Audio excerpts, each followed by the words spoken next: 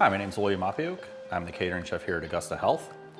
If you're following along with these videos we're doing with the Gratin cookbook, this is a video for the section called Personalizing Your Plate, which is several different things that you can make, hummus, potatoes, things like that, where you can really switch up a lot of the flavors. This is for the potato section that we're going to do. And in there, it talks mostly about a baked potato, but I wanted to do a video for you guys using all those same ingredients and kind of change it up a little bit. So we're gonna be doing a potato gratin, which seems intimidating, but it is not. We're gonna grab a mixing bowl here, and we're going to add 4 ounces of non-fat, plain Greek yogurt.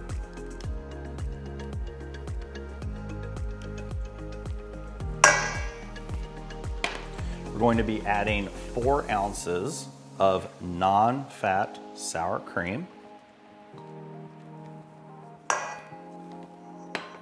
And we're going to be adding 4 ounces of non-fat milk. We're going to add about 3 egg whites, 3 to 4 egg whites, depending on the size of the egg. You can use liquid egg whites if you want, or just whites from a whole egg. Give that one last mix. Now the whites are gonna provide a little bit of the body to this mixture that we're making to go in with the potatoes, just to help it hold together just a little bit.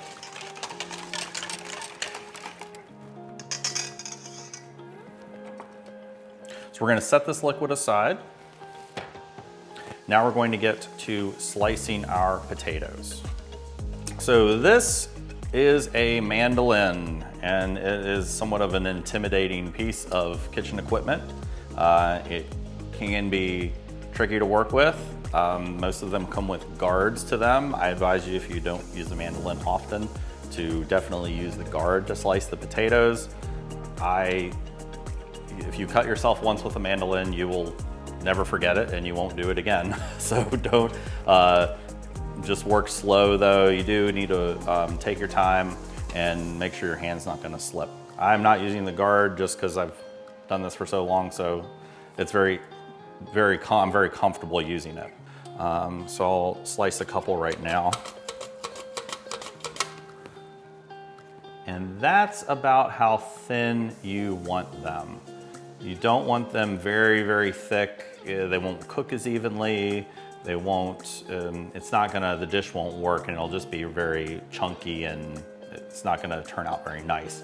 You don't want them any thinner. If they're any thinner, they're going to kind of just melt away, and you just might as well make mashed potatoes at that point. So we're going to just,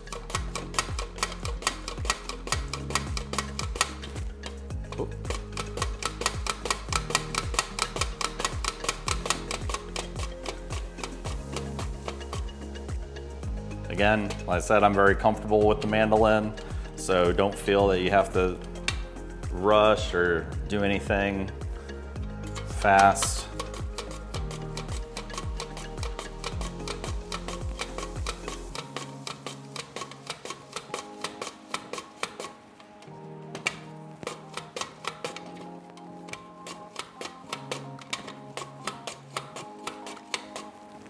So I'm gonna set these off to the side. Now with these potatoes already cut, time is of the essence. If you needed to wait for a little bit, I would suggest putting these in a little bit of cold water just to help prevent them from oxidizing. But if you're working relatively quickly with a small pan, then you should be okay. This is the size that I'm using. You could use any kind of pan that you have around. You can even do the same method individually in muffin tins if you wanted to make little small portioned out sizes, but I'm baking it in this pan right here. We're going to do a light spray, just hand spray.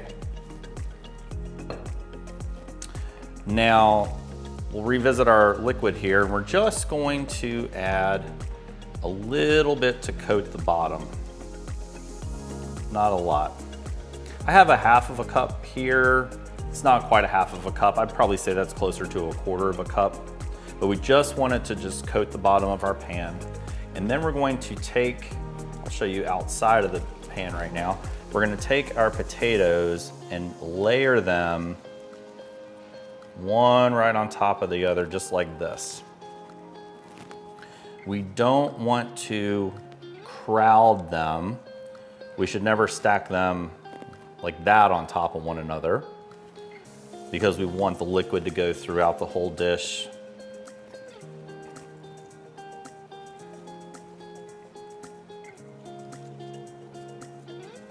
Now we got our first layer done. We're gonna stack this up as much as we can. To this, I'm going to be adding some dried parsley and a little bit of dried chive and a little bit of black pepper. Just a sprinkling on each layer. You, however, can season this with any of the other seasoning options that you have in the Pritikin Cook. You can use the all-purpose seasoning, the Southwest seasoning. This is really a blank slate in terms of flavor profiles, so feel free to do it however you want.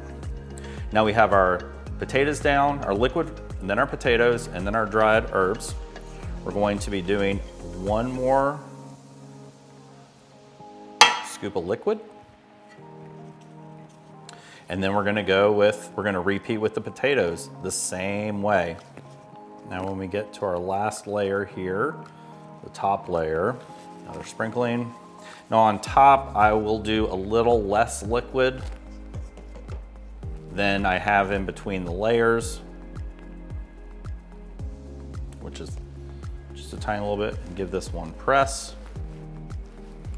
And that's gonna ensure that all of our baking liquid is really in between all those layers of potato.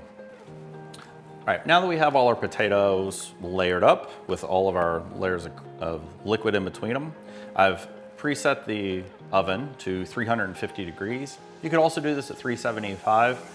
For the first part of this, we're actually going to cover it. So I got this covered with foil. I'm gonna put this in a 350 degree oven for about 35 to 40 minutes. So this has been cooked and cooled. I'm going to cut this into small squares. A good way to test if your gratin is done when you pull it out is to poke a knife through. If a knife slides through easily, then all your potatoes are cooked. If you feel a little bit of resistance, then they might need a little bit more time. I have a baking sheet here that I'm gonna lightly spray some parchment paper. And I'm just gonna take a couple portions out.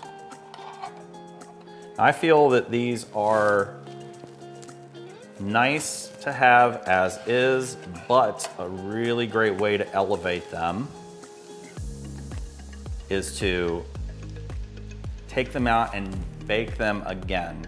This is a dish you want to serve warm, but to give it a little extra oomph, we're going to take our pieces right here. I have just on a parchment paper. We're going to give them a little bit of a spray just to help give them a little bit more color.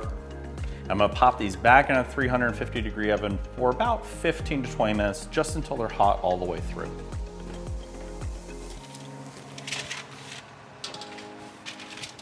All right, these have been baking for about 15 minutes. I'm gonna pull them out. They're starting to get some really nice color on them. And we are ready to plate. Wonderful, wonderful side dish here. You can actually top this with a little bit more non-fat sour cream if you'd like. You want to add a little bit more of the seasoning that you used in the potatoes. You can do that as well. For this and other heart healthy recipes, please visit us at AugustaHealth.com.